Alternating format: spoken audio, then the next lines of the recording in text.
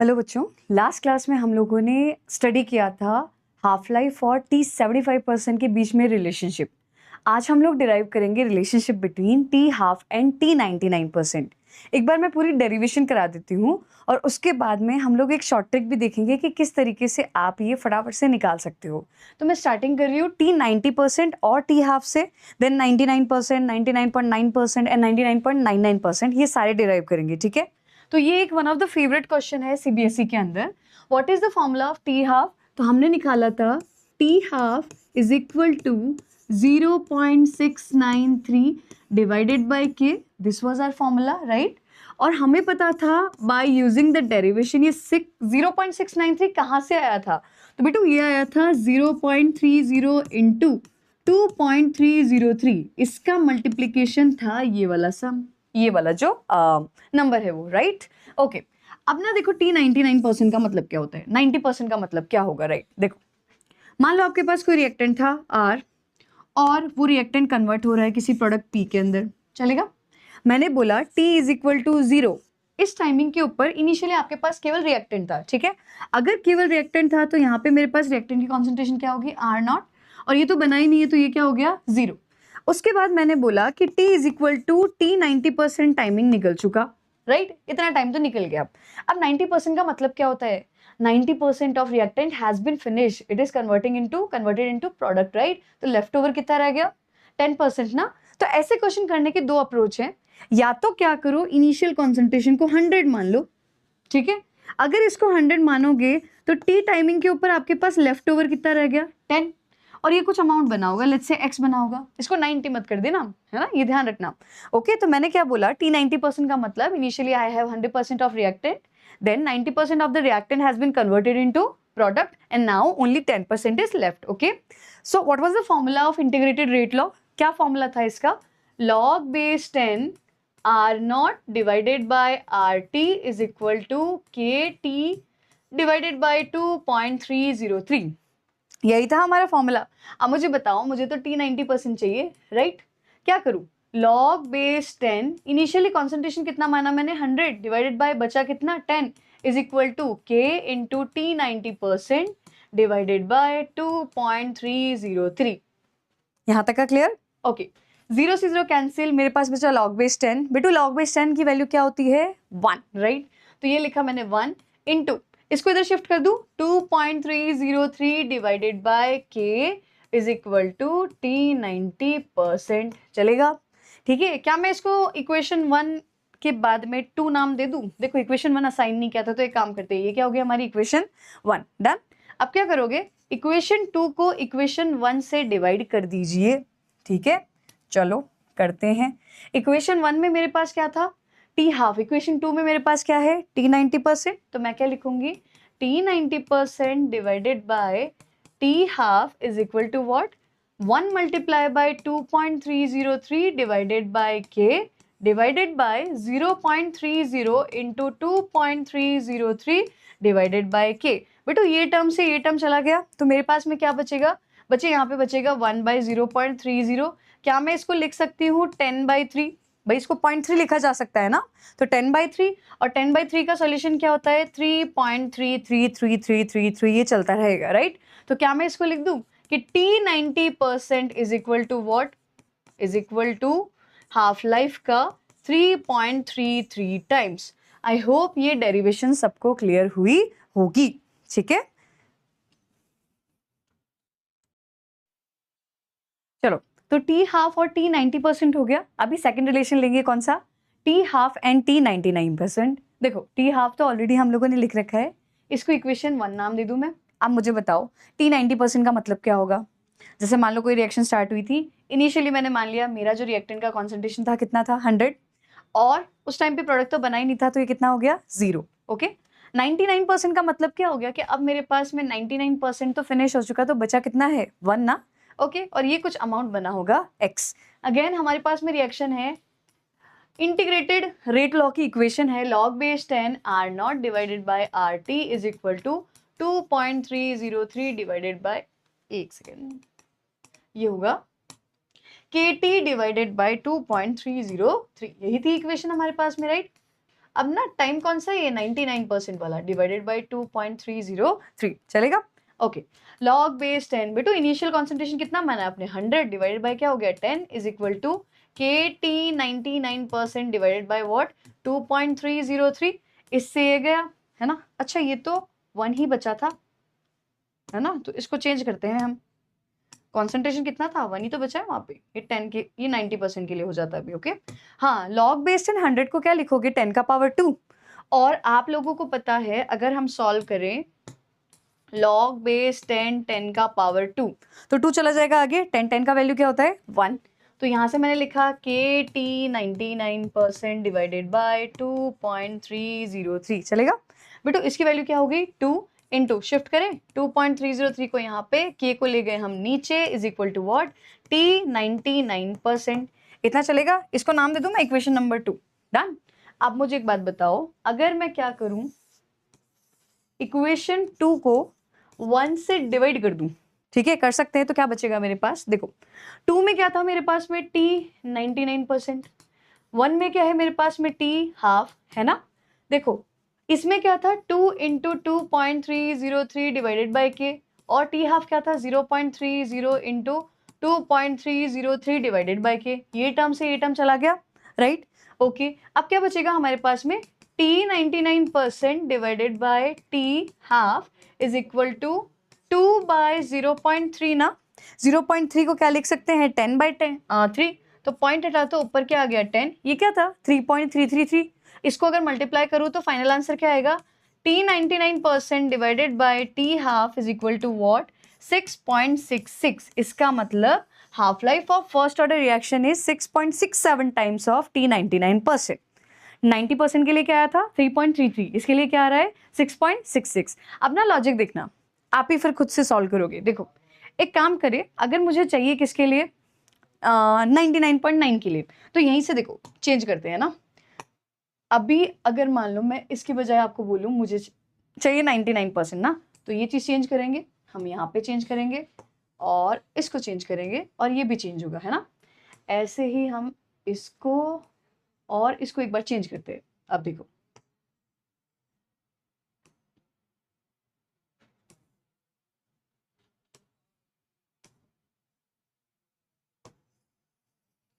ध्यान से देखना,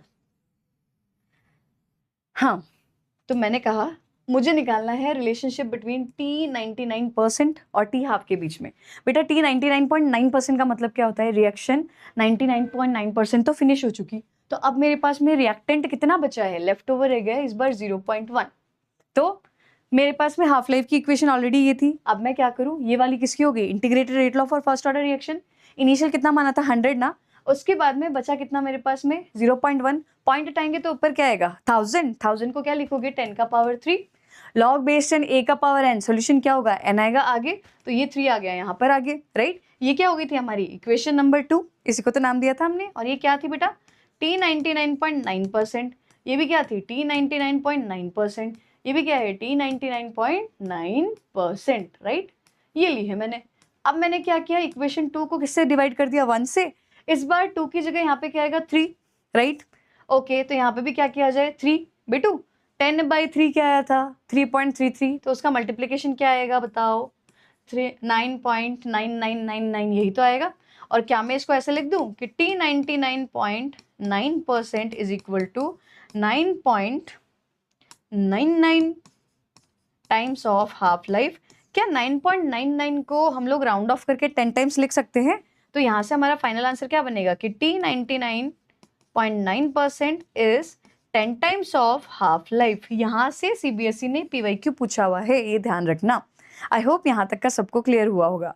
अब एक चीज सोचो, अगर इसके बजाय हमने क्या होता T 99.9%, अगर T 99.9 होता तो इसकी जगह यहाँ पे क्या बचता 0.01, अगर यहाँ 0.01 होता तो बेटो यहाँ पे क्या होता, फिर इसकी जगह क्या होता 10 का पावर 4, और अगर इसकी जगह 10 का पावर 4 होता तो फाइनल मल्टीप्लिकेशन किससे होता 4 से, और अगर 4 टाइम से मल्टीप्लिकेशन होता तो इस बार क्या आंसर ये नहीं आता कि T 99.99% is 13.32 times of T half. ठीक है, ऐसे डेरिवेशंस कई बार CBSE के अंदर पूछे जाते हैं, तो ये हमें आना चाहिए। आई होप यहाँ तक का सबको क्लियर हुआ होगा। ठीक है,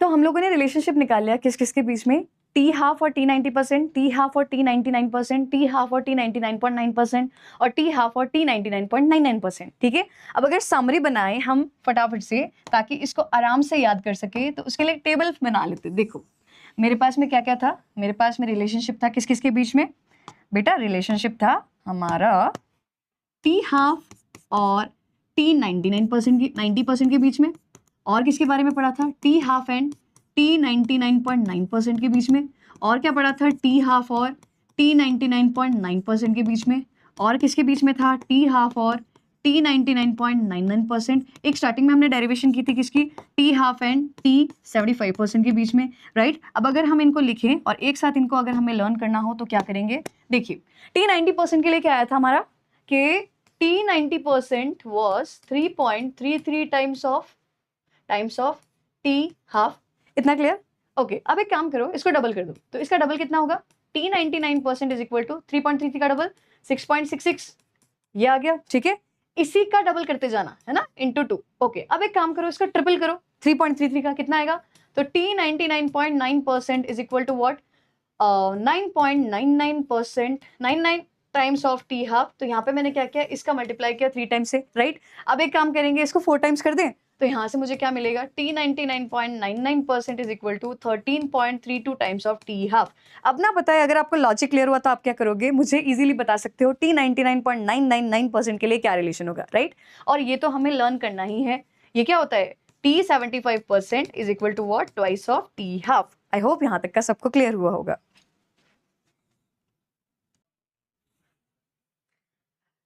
तो हम लोगों ने रिलेशन पढ़ लिए टी हाफ के। अब मान लो अगर हमें हाफ लाइफ और 90% ऐसा कुछ ना दिया हो और दो डिफरेंट टाइमिंग्स के बीच में रिलेशन पूछ रखा हो, तब ऐसे क्वेश्चन को कैसे सॉल्व करोगे।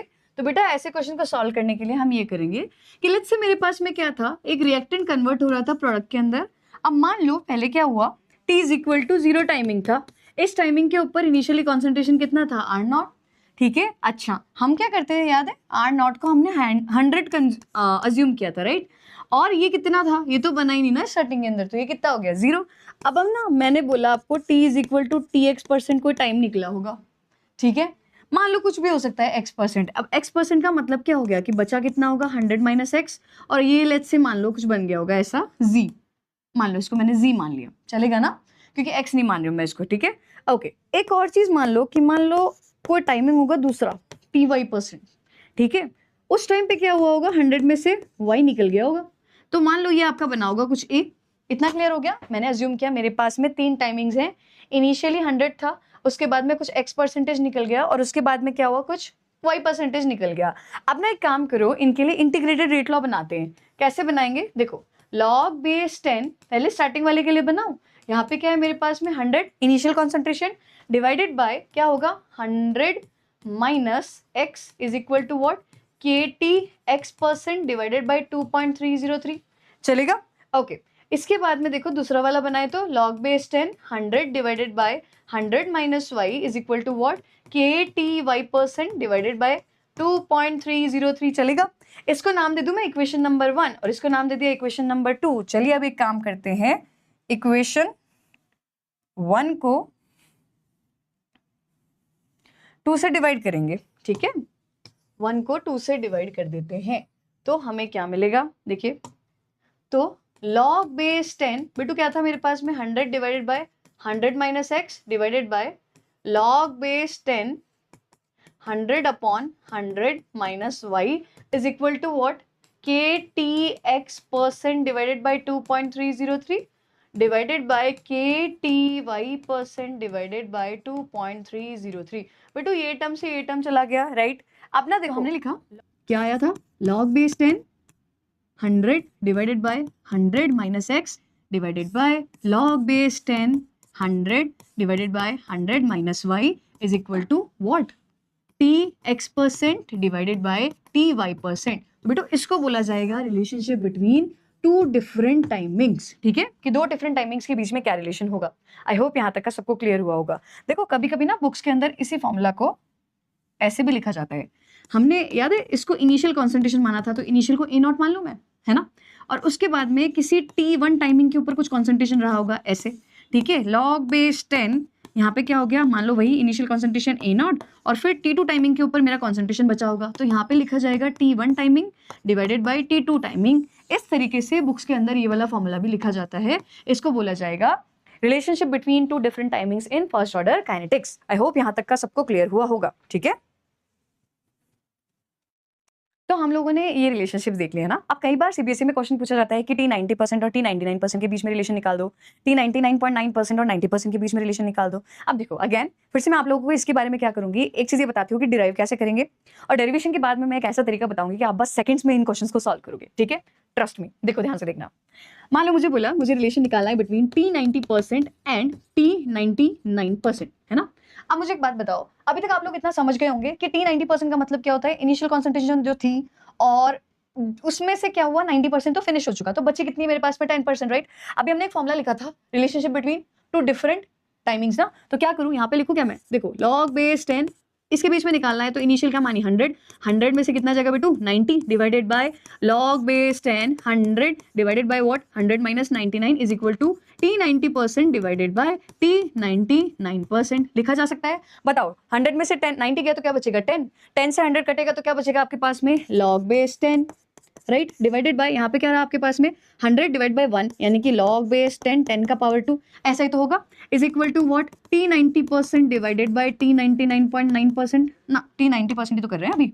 हाँ, अब ना मुझे बताओ 10 की वैल्यू क्या होती है 1, 10 का पावर 2 आगे जाके क्या बन जाएगा 2, है ना। तो इसको कैसे लिख दूं क्या 1/2 is equal to what T90% divided by T99%। कभी कभी ध्यान रखना सीबीएसई में ऐसे पूछते हैं कि प्रूफ करके दिखाओ, डिराइव करके दिखाओ कि T90% is twice of T99%। देखो ट्वाइस ही तो होगा, यहाँ तक का क्लियर हुआ। चलो अब अगर यहीं पे मैंने आप लोगों से पूछा होता क्या कि मुझे बताओ बेटू relationship between T99% and T99.9%, लिख सकते हैं ना, बताओ कैसे करोगे। log बेस 10 इनिशियल कॉन्सेंट्रेशन कितना है 100 divided by 100 minus 99 divided by log base 10 initial concentration कितना है 100 डिवाइड बाय 100 माइनस 99.9, ऐसे लिखो, is equal to what T99% divided by T99.9%। I hope यहाँ तक का क्लियर हुआ होगा। अब मुझे बताओ 100 में से 99 गया तो क्या बचेगा 1, तो ऊपर बच रहा है log बेस 10 100, क्या मैं इसको लिख दूं 10 का power 2 divided by log base 10, यहाँ पे क्या बचेगा 0.1 का पॉइंट हटाओगे तो यहाँ पे क्या आएगा 1000 ना, 1000 को क्या लिखोगे 10 का पावर 3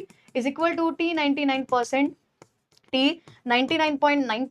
ठीक है, लिखा जा सकता है बेटू। 2 आगे गया तो ये बन गया 2 और 3 आगे गया तो ये क्या बन गया 10 का वैल्यू तो 1 ही होता है, तो क्या मैं इसको लिख दूं 2/3 is equal to what T99% divided by T99.9%। इसका मतलब क्या हुआ, फर्स्ट ऑर्डर काइनेटिक्स में T99.9% टाइम जो है कंप्लीट होने का वो 3/2 टाइम्स होता है किसका T99% का।